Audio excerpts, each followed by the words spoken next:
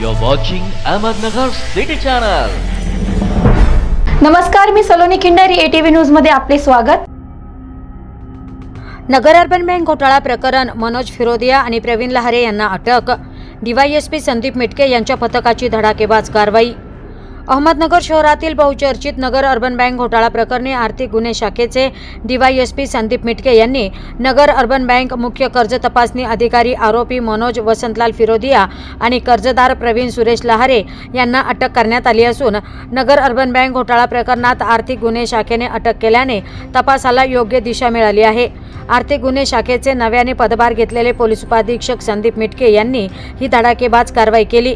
सदरची कारवाई पोलीस अधीक्षक राकेश ओला, अपर पोलीस अधीक्षक प्रशांत खैरे यांच्या मार्गदर्शनाखाली पोलीस उपाधीक्षक संदीप मिटके, पोलीस निरीक्षक Sambhajirao Gaikwad, API Divate, police head constable Gadelkar, police head constable Jambe, police Naik Godke, police constable Kshirsagar आदींनी केली।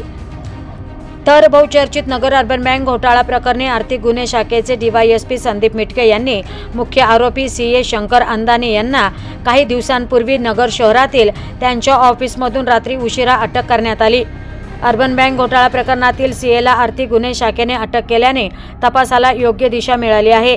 नगर अर्बन बँकेच्या 300 कोटी रुपयांच्या घोटाळ्यांसंदर्भात चौथा आरोपी अटक झाला असून याआधी देखील 3 आरोपींना आर्थिक गुन्हे शाखेने अटक केली।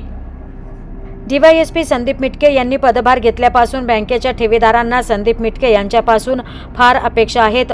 त्यामुळे संदीप मिटके यांनी आधी सर्व बँकेच्या केसेसची तपासणी करून मगच कारवाई करण्यास सुरुवात केल्याने तपासाला अधिक गती मिळाल्याने ठेवीदारांना न्याय मिळण्याची शक्यता व्यक्त केली जात आहे। Bureau report, ATV news, Ahmednagar.